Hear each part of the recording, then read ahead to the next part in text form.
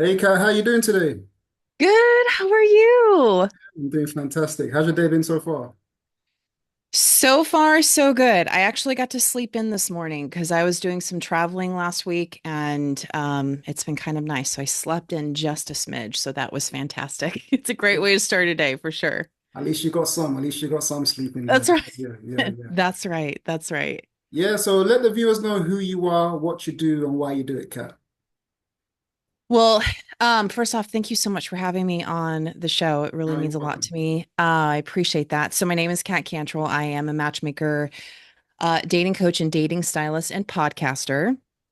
And I basically am in the people business, as we both are, where we're just here to help people get out of their own way and get them to start connecting and to focus on the things that really matter when it comes to connection. And um, I do what I do because I have this huge passion for helping others, and this work is actually work that found me. It wasn't something that I decided to do necessarily. I had people constantly asking me if this was something that I would be willing to explore and to help others. So, um, for me, it's such an honor to be in this space with people. It's a very vulnerable space to be in with people, and I just love love and helping people find it, whether it's within themselves or, hopefully with a potential partner. So, yeah. No, excellent, excellent. I like the way you said you just love. Like Hmm. as all of us, like we all like want love in our life because it's like the foundation of like a human being if we really think about it. But Right. that being said, we've all had struggles in previous relationships, and some of those struggles, like some people find it difficult to navigate moving forward because of previous struggles. So, what would you say some of your previous struggles have been in previous relationships, and how did you navigate through that? So for myself, it's interesting because it is a self-reflection in this business where as I'm helping people navigate through singlehood and starting to date and then helping people get those newfound connections and get them off the ground, it does make you self-reflect about your own personal journey of relationships. And for myself, I realized hindsight, I picked my ex-husband because that's what I was familiar with, because that's what I grew up with as far as what a man was, and got married really young and right out of college, and realized very, very quickly that I made a big mistake. But tried to make the most of it. I had two incredible children out of my marriage, and finally realized that I think it got to a point in which I felt that this, because of my own upbringing and because of what love was as it was presented to me, what I thought love was, I didn't want my children to have that same pattern. And I think I just got to the point where I was like, okay, this is not what a partnership is. This is not what love and respect is for one another. And so for myself, I mean, it probably took me 5 years to finally leave my marriage. My ex-husband was very abusive emotionally. He was an alcoholic. And back then, they didn't talk about narcissism the way that they do now. Right. But my therapist literally handed me a book about narcissistic spouses. And I wish I can think about the name of the book now, but this was back in 2005, 2006. So, going through that divorce, understanding my worth and my value and understanding that I deserved more. And I didn't leave that marriage thinking that I deserved more and I needed a different man. I left that marriage to find myself. I left that marriage to come back home to myself, to understand really who I was as a woman, because I met him when I was 19 and I went through my divorce when I was 32. So I spent my entire 20s in this marriage. And so, through that divorce, learned a lot about myself, learned a lot about what I needed in a relationship and what I did not want in a relationship. And it took a couple of more, oh, how do I say it? Learning lessons Right.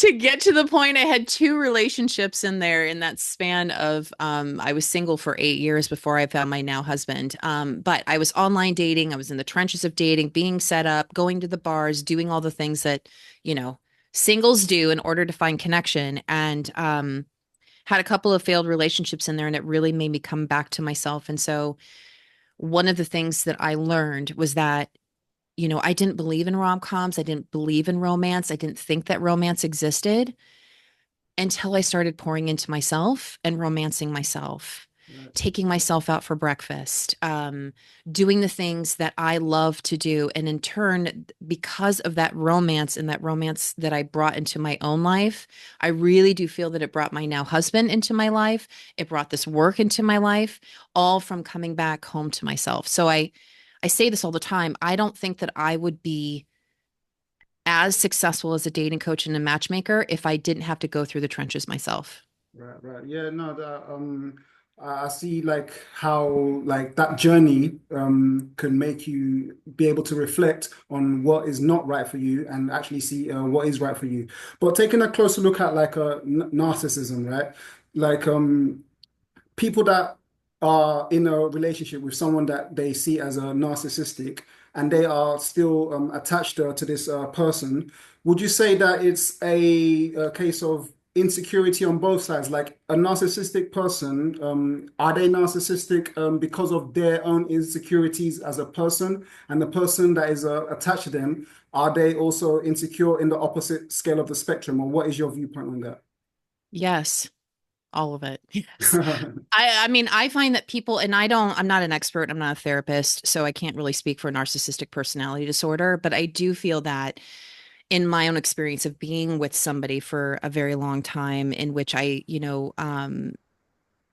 I in witnessing, and even so, right? So he's somewhat still a part of, I mean, he hasn't spoken to my daughter in 10 years and is still somewhat a part of my son's life. But even so now, there is a lot of insecurity in his value, in his worth, and who he is as a human being, of what and when we are highly insecure of ourselves, we look for constant affirmation, confirmation, and we put down others in order for us to feel better. And so all of that is true. I mean, I feel that, and one of the reasons why I got into this work is because of my huge amount of empathy.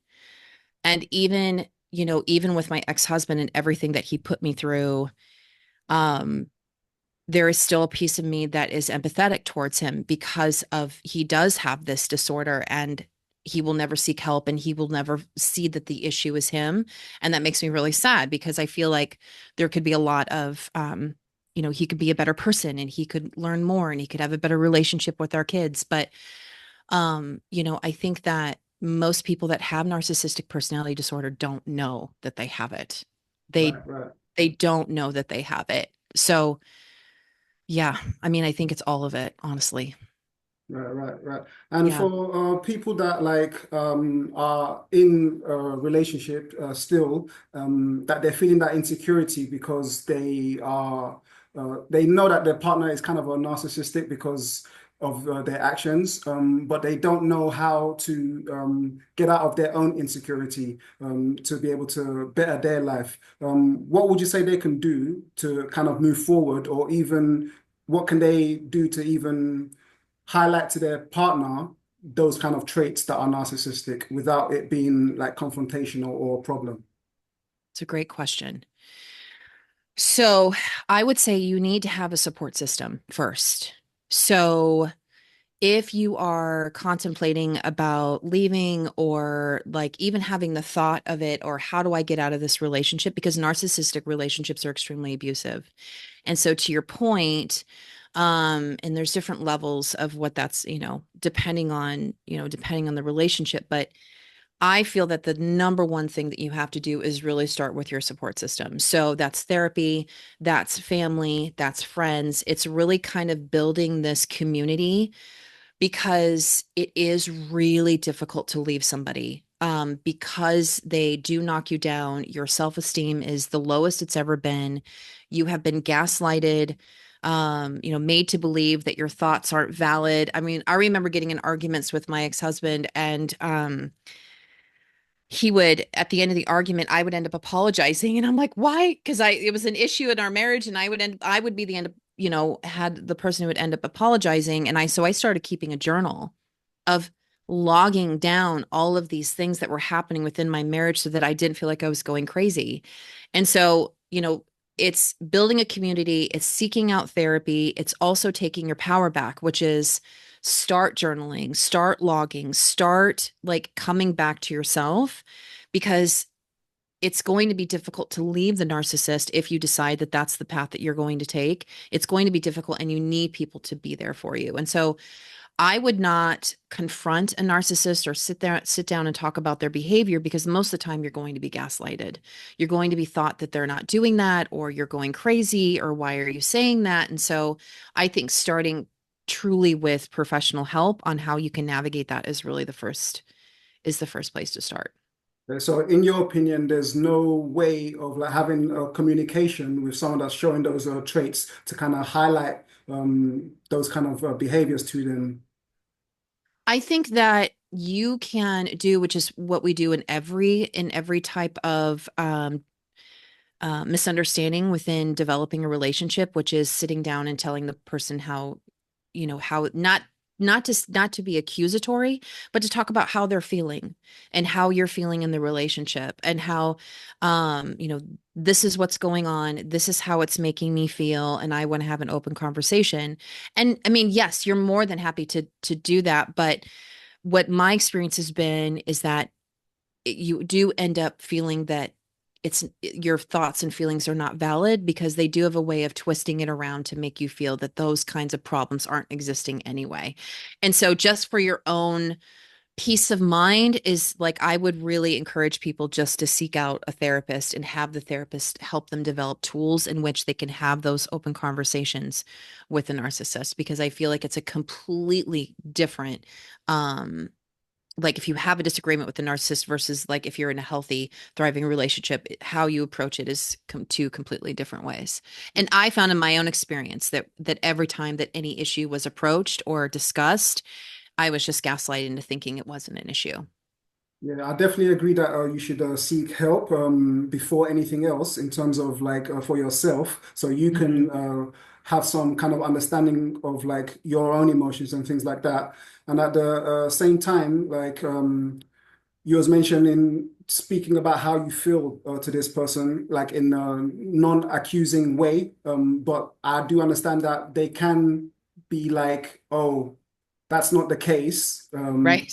kind of thing. So possibly like asking certain questions, like of them, like in terms of how what makes them feel the need to do certain things can possibly open up a discussion, but sometimes that's not gonna like work. It depends Right. on the level and of communication with the couple, because sometimes it's like acute and sometimes it's like kind of aggressive or like so it depends on the level. So I do agree that seek help before anything else. Yeah, and I think it depends on your partner's ability of self-awareness.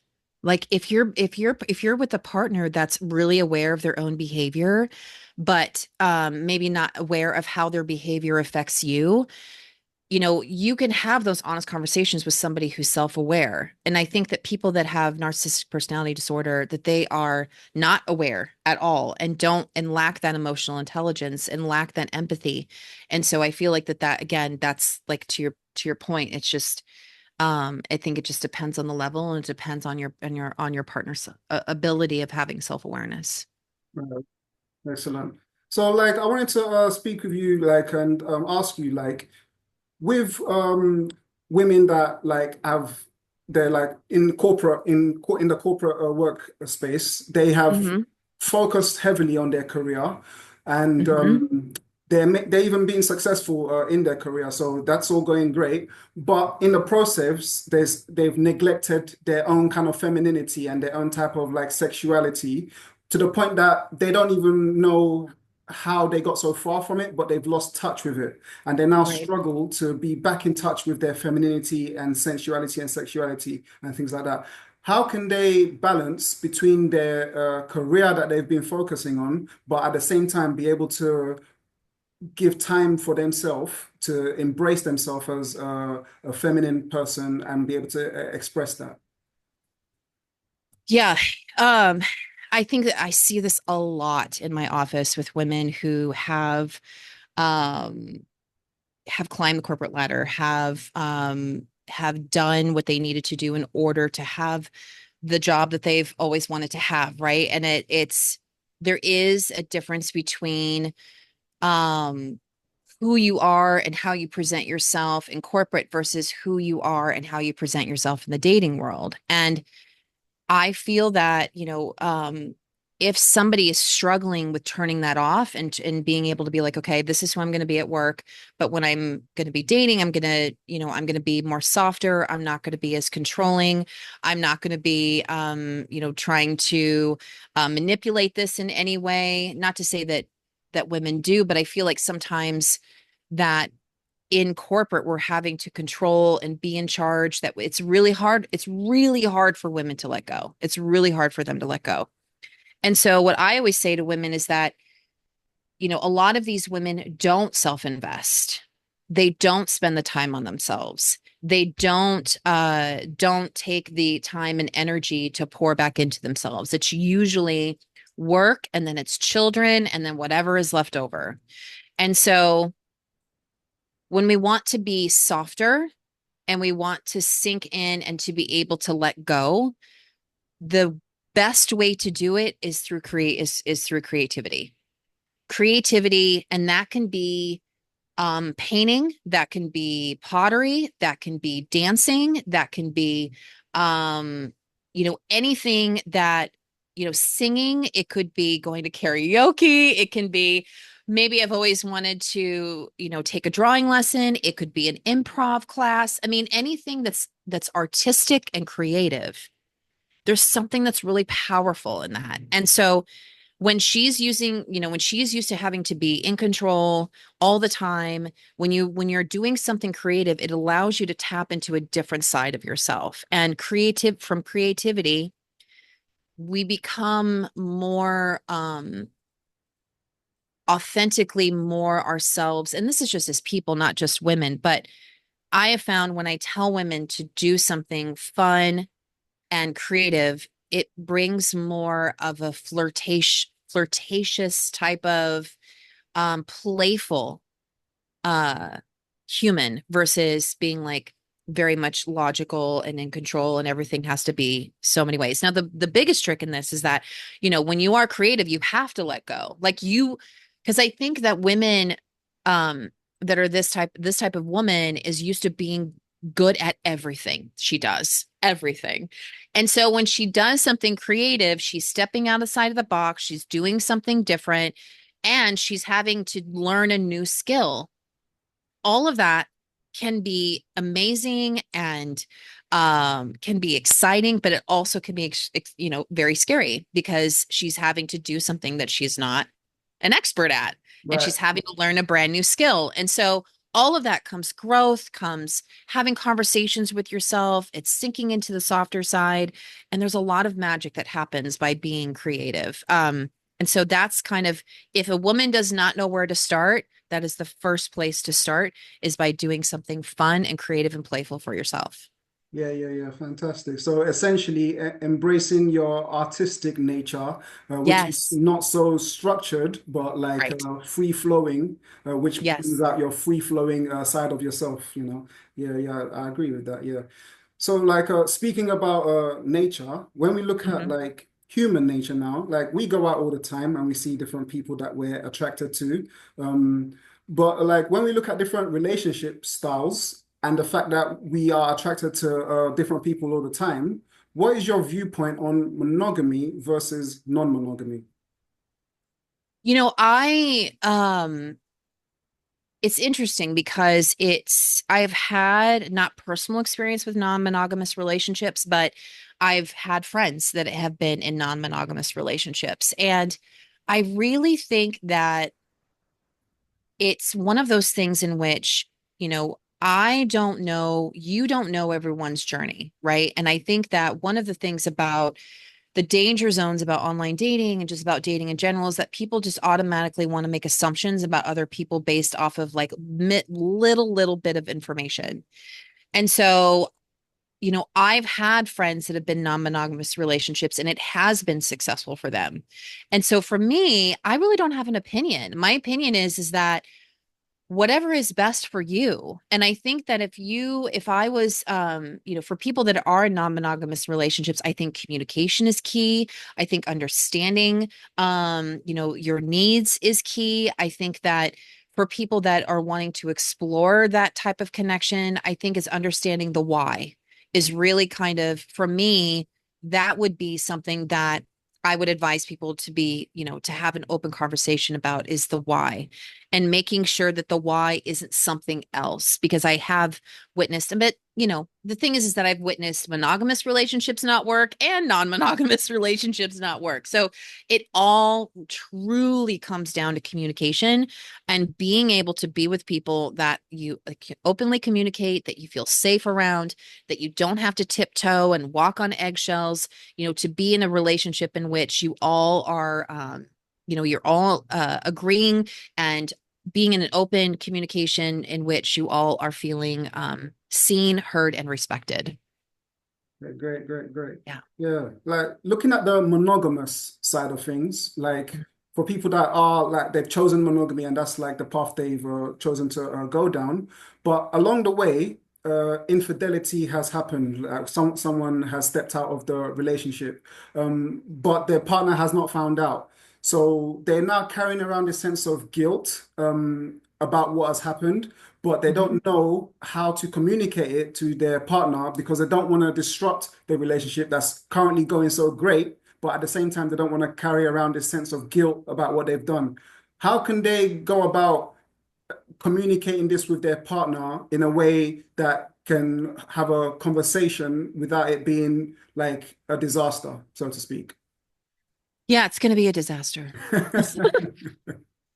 And the relationship is not going well. I mean, it's not going well. I mean, that's to me, when someone steps out in a series from, when someone steps out of the relationship, there's insecurity. There's some type of insecurity, or lack of appreciation. So one of the things that I teach is mutual appreciation. And in my experience of helping, I have coached a few couples in which they come to me with certain problems. And what I found out is that really, it's not the little things. It's not the lack of sex. It's not the lack of emptying the dishwasher. It's not the lack of mowing the grass. It's not the lack of picking up the kids. All of that is a representation of lack of appreciation. And at some point, that appreciation has been broken, whenever that is in the relationship. And when appreciation is broken, there's insecurity that comes from that because the person doesn't feel seen, heard, respected. They don't feel appreciated. And so, therefore, they're going to seek out because of their insecurity within that relationship.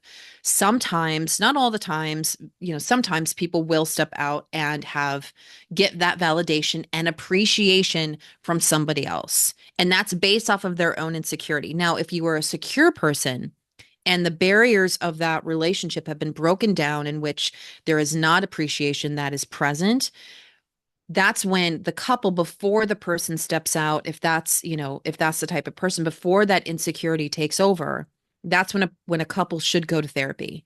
Because one of my closest friends is a marriage therapist, and she told me that the majority of the time, by the time a couple comes into the office to seek help, it's already over. There's no, like, the pot is cracked, the damage is done, it's been too long. They're trying to, like, pick up the pieces, and it's just way too late. So for me, if I was to give advice about this, it would be that when the moment starts where you're feeling that the lack of appreciation for each other, that in those moments, that's the time where you need to seek out help. Because if somebody does step out and have an affair, they're not happy in that relationship. They don't feel seen and heard, and it's not right. I'm not saying it's right. It's not right. I feel that that is not a solution. That to me, you're involving somebody else in your problems and in your drama.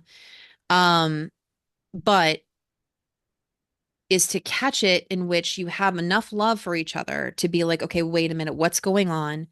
How do we show more appreciation for one another and who can help us out with that? So to me, I feel that by the time the affair happens and the person wants to go back to their spouse or go back to their boyfriend and girlfriend, it's just too late. Usually at that point, it's just too late. I mean, I know that there are people that take people back and they work things through and they go to therapy, and I commend them on that. But the majority of the time, and from what I've seen, it's just too late at those times. So basically being conscious of like every the steps along the way, Hmm. and how you are interacting as a couple, and Right. how connected you are, and just being basically aware of like what's really going on, rather than neglecting and thinking everything's okay when it's Yes. obviously not as fine as you would like it to be. Yeah. Right. Yeah. Exactly. So speaking on like new relationships, people that have just like come into a brand new relationship, they tend to get butterflies and get excited about this new connection that they're having and things like that. But some people, upon getting immersed into this new relationship, they can start to lose their sense of self in the process. So Hmm. how can people immerse themselves into a new relationship without necessarily losing their sense of self? So um, usually I have found that the people that have a tendency to lose self are people that are a little bit more anxiously attached. So to go into attachment theory, there's the avoidant, the anxious, the secure, and then the anxious avoidant. And usually people that dump everyone and dump their friends and like all of their hobbies and interests and just completely pour into that person are usually people that are coming from an insecure attachment space. And so I think just number one, having that awareness of being like, okay, I know that this is my behavior. I know that this is what I do. And so how do I feel that I'm still being true to myself and also pouring into this new relationship? And again, it all comes back to communication. So if you're more anxiously attached and you find yourself drifting away to where you're not going out with friends, you're not paying attention to self or your hobbies, your interests. One of the reasons why the person started dating you is because of these things, is because you have this life of, you have a life of that you have filled up for yourself. And, the way that I always view it is that, you have two lives that people are happy enough and they come together, and the partnership, the reason why you fell in love with that person was because of who they are, and you don't want to lose that sense of self and put oh all of your sense of self basically into that other person, because then you're going to rely on that other person to create happiness in your life because you're not creating it for yourself. So you put so much pressure, unnecessary pressure on that relationship.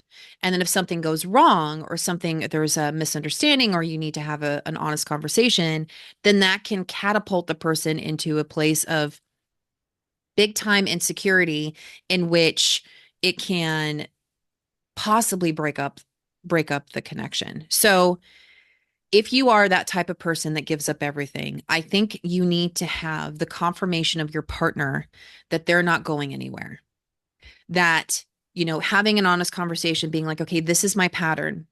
This is what's happened to me in the past, is that I've done all of this because these are the reasons. And I don't want to be that person. I want to continue to bring happiness into my life and also be in this new thriving relationship with you. And so I just need your support, and I need you to give me confirmation that you're not going anywhere. Because really that's the end of the day, is that the person just wants to make sure that they're not pushing the person away. Because there's a sense in which if they do pour into themselves or they do pour into these other things in their lives to create happiness, that the other person is going to walk away because of their previous experience, because of their upbringing, whatever the case may be. So having that open communication with that person in which they are supporting them in their hobbies. They are the type of person that's like, "Oh, you want to go have a girls' night? Go, go, go. Go ahead, go have a girls' night. And versus, being with another partner who's insecure, who was like, no, you can't do this and you can't do that. Like, to circle back to my own ex-husband, I remember I wasn't allowed to go visit friends and family because he always told me that if they want to see you, that they'll come here. And that was like, that should have been a big light bulb moment for me to be like, wait, I can't do the things that make me happy. I have to, be under, his own insecurities. And so, um, I think again, it comes down to communication, being aware of your own behavior, and being in a secure relationship with somebody that you can have these conversations and they can be your biggest cheerleader because the right person wants you to be more you. The right person doesn't want your whole life to be their life. They want you to keep flourishing, keep growing, becoming better versions of yourself. That's a secure relationship. Versus insecurity is like, nope, you're all mine. You can't do anything without me. This is all about me. This is all about feeding my own insecurities. So if you have a partner that's not willing to support your independence enough and support your hobbies, your dreams, your aspirations, then that's a reevaluation of maybe this person isn't the right fit for you. Yeah, yeah, I definitely see what you're saying about supporting each other's independence. And at the same time, like if someone is looking for confirmation that someone else, their partner's not going anywhere, do you think it can cause some kind of strain on the relationship because it's kind of like another part of their insecurity, wanting them to confirm that they're not going anywhere? I think it depends. So I think that if you're honest with your partner and saying, this is my pattern in the past, and I'm in this with you and I want to grow with you and I want us to have open communication. And this is what's happened to me in the past. And I don't want to veer off into this place of insecurity. What I want is I want to be still myself and still in this relationship. And I just need your support.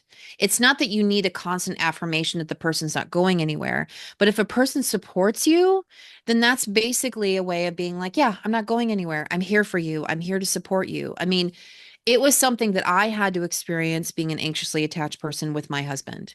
I mean, I had been in such insecure relationships in the past that this was really the first solid, secure relationship that I had ever been in. And when we started our new relationship, I remember that there was a mishap with communication as far as like a phone call or whatnot. And I remember I started going into a downward spiral and I had an honest conversation. And he just said, you have to trust me. I'm not going anywhere. And just hearing those words, I was like, okay, I'm with somebody totally different. He completely supports me. He's not going anywhere. It's going to be okay. I think that if you're consistently looking to your partner, you have to lean on them for a continuous, ongoing support and not taking their words at face value and that their actions, of course you have to make sure that their actions are lining up with their words, but if you're with a partner and you shouldn't have to seek continuous affirmation, but enough to where you feel solid because as that relationship continues to build and you continuously show up for each other, you won't need that anymore. Right, right, right. Excellent, Yeah. excellent. Well, Kat, like it's been brilliant talking to you. Thank you so much for everything that you've Yes, no, shared. thank you. I Yeah, appreciate it. Thanks so yeah. much for having me on the show. I appreciate that. You're welcome. You're welcome. So, where can people find you, find out more about you, and find out more about what you do, Kat? Yeah, excellent. So yeah, you can find me. So my website is scottsdalematchmaker.com. You can also find me Instagram, TikTok, and Facebook at Kat Cantrill. And then my podcast, Dear Matchmaker, on all of your wherever you listen to your podcasts. And for all the viewers, all of that information will be in the description below, so you can contact Kat. Once again, Kat, thank you so much for coming on. Any final words Thank you. before we wrap up the session? My final words, I would say, is that a lot of people feel that there is not a person for them out there and they have lost all hope. And I know that when we talk about these things, you're like, oh my gosh, this seems so hard to be in a relationship. But just know that your person is out there and just don't give up. Thank you so much, Kat. Thanks.